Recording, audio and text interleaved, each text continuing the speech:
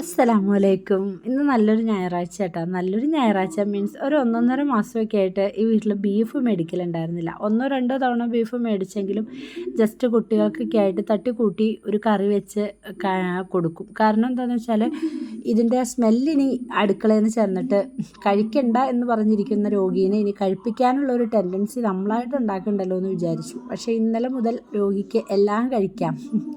നൗഫലിനോട് doctor പറഞ്ഞത് sugar free ആയിട്ടുള്ള എന്തും കഴിച്ചോളാനാണ് പറഞ്ഞത്. കാരണം കൊളസ്ട്രോൾ ഇല്ല, പ്രഷറില്ല. അപ്പോൾ ഷുഗർ ഇല്ലാത്തതായിട്ടുള്ള എല്ലാം കഴിച്ചോളാൻ പറഞ്ഞു. അങ്ങനെ നമുക്കൊന്ന് ഞാൻ ഓർത്തു വന്ന് ബീഫ് എന്നാൽ കറി വയ്ക്കാം. എനിക്ക് ബേസിക്കലി ബീഫാട്ടോ ഇഷ്ടം ചിക്കനേക്കായും. അപ്പോൾ ഞാൻ ഓർത്ത് ഇന്ന് ഞാൻ കറി വെക്കണതൊക്കെ നിങ്ങളെ ഒന്ന് കാണിക്കാമെന്ന് വെച്ചു. അപ്പോൾ ബീഫിൽ നമ്മളിതെല്ലാം പുരട്ടി വെക്കണം. അപ്പോൾ ഇത് നമുക്ക് ആവശ്യമുള്ള എല്ലാ പൊടികളും, നിങ്ങളുടെ കയ്യിലുള്ള എല്ലാ പൊടികളും അതിൻ്റെ ഉള്ളിലേക്ക് തട്ടിക്കോ.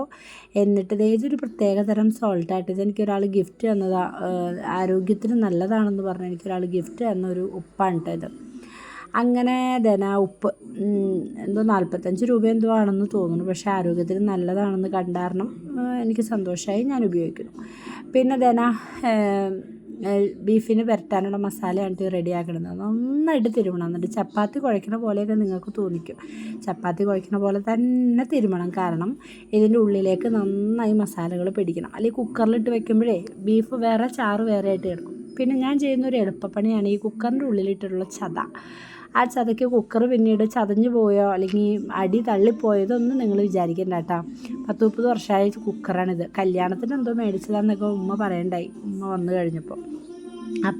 പക്ഷേ ഇന്ന് വരെ ഒന്നും സംഭവിച്ചിട്ടില്ല എന്ന് തെളിയിക്കാനാണ് കുക്കർ പൊക്കി കാണിച്ചത്. എന്നിട്ട് പിന്നെ ഇഞ്ചി, പച്ചമുളക്, വെളുത്തുള്ളി, കറിവേപ്പില എല്ലാം കൂടിയിട്ട് ജസ്റ്റ് ഒന്ന് വഴറ്റും. ഇതൊക്കെ ബീഫിൻ്റെ ഒപ്പം കിടന്ന് നന്നായിട്ട് വെന്തോളും. അപ്പോൾ അതുകൊണ്ട് ഒരുപാട് വാട്ടി കുഴച്ച് വെളിച്ചെണ്ണയൊക്കെ ഒഴിച്ച് ഗ്യാസൊന്നും കളയാൻ നിൽക്കണ്ട കേട്ടോ. ഒരു ഉപ്പൊക്കെ ഇട്ട് ഇതെൻ്റെ ഒരു എൻ്റെ ഒരു ഫ്രണ്ട് എനിക്ക് പറഞ്ഞു തന്ന ഒരു ടിപ്പാണ് ഇത്. ഈ ബീഫ് കറി വെക്കണത് പെട്ടെന്ന് തട്ടി കൂട്ടിയിട്ട് വെക്കാൻ പറ്റിയൊരു ബീഫ് കറിയാണെന്നും പറഞ്ഞു. അപ്പോൾ എല്ലാ സാധനങ്ങളും ഇട്ട് നന്നായി മിക്സ് ചെയ്ത് നല്ലപോലെ ബീഫ് വേവിക്കുക. വേവിച്ച് കഴിഞ്ഞതിന് ശേഷം മാത്രം വെളിച്ചെണ്ണയിൽ, അത് നിങ്ങൾക്ക് വേണമെങ്കിൽ സ്കിപ്പ് ചെയ്യാം. കാരണം ഈ മാതിരി പൊടികളും ഈ സാധനങ്ങളും എല്ലാം കൂടിയിട്ട് നന്നായി മിക്സ് ചെയ്തിട്ടൊന്ന് കുക്കറിൽ നന്നായി ആവി വന്നാൽ തന്നെ ബീഫിൻ്റെ എല്ലാ പണിയും കഴിഞ്ഞു. എൻ്റെ വായിൽ ഇപ്പം തന്നെ വെള്ളം വരാം. പിന്നെ നിങ്ങൾക്കുണ്ടോയെന്ന് എനിക്കറിയില്ല, എനിക്കുണ്ട് ഈ ഒരു സ്വഭാവം. ഗ്യാസ് ഓണായിട്ടിരിക്കുമ്പോൾ ആ ഗ്യാസ് അതിൻ്റെ അടിയിൽക്കൂടെ ഇങ്ങനെ ഇടയ്ക്കിടെയൊക്കെ ഒന്ന് തുടയ്ക്കുക, എന്നിട്ട് കൈ പൊള്ളിക്കുക. ചൂടായ പാത്രത്തിൻ്റെ മുകളിൽ എന്തെങ്കിലും ഗ്രേവി ഇരിക്കുകയാണെങ്കിൽ ചൂടുണ്ടെന്ന് മറന്നുകൊണ്ട് ഒന്ന് തൂക്കുക, എന്നിട്ട് ആ കൈ പൊള്ളിക്കുക.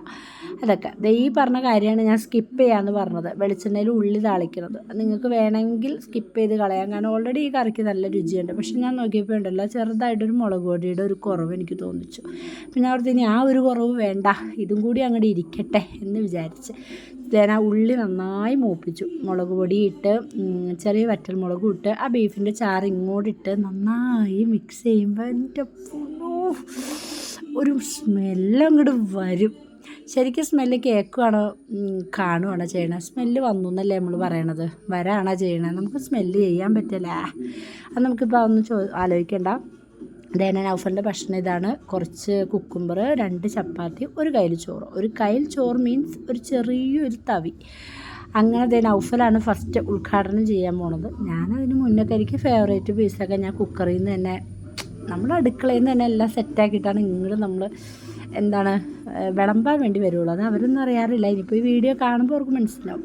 പക്ഷേ നൗഫൽ കഴിച്ചു നല്ലതെന്ന് പറഞ്ഞു. പക്ഷേ എനിക്കെന്തോ അഭിനയം പോലെ തോന്നിച്ചു. നല്ലതാണെന്ന് ഉത്തരം. അപ്പം ഞാൻ ഒന്നോട് ചോദിച്ചപ്പോൾ പറയും ഇല്ലാടി നല്ലതാണെന്ന് തന്നെ. ആൻറ്റിയിലാവട്ടെ നമുക്ക് തിന്നുമ്പോൾ അറിയാമല്ലോ നല്ലതാണെന്ന്. എനിക്ക് അത്രയൊക്കെ മതി. അങ്ങനെ ഞാൻ എനിക്ക് ചോറെടുത്തു. ബീഫ് നന്നായി കോരിയെടുത്ത് ഒരു കഷ്ണമൊന്നും അല്ല കേട്ടോ, 1, 2, 3 കഷ്ണമൊക്കെ വെച്ചിട്ട് അങ്ങോട്ട് പിടിച്ച് ഞായറാഴ്ച അങ്ങോട്ട് പൊളിച്ച്. ഇനി ആ ബീഫ് കഴിച്ചില്ല എന്നുള്ള വിഷമം വേണ്ടാന്ന് വിചാരിച്ച്. അപ്പോൾ നിങ്ങൾ ഇത് ട്രൈ ചെയ്യണം കേട്ടോ. കാരണം അത്ര ടേസ്റ്റുള്ളതാണ്. ഒരുപാട് വയറ്റി നിന്ന് സമയവും ഗ്യാസും വെളിച്ചെണ്ണയും നിങ്ങൾ കളയാൻ നിൽക്കേണ്ട. അടിപൊളിയായിരുന്നു. മാഷാ അല്ലാഹ്.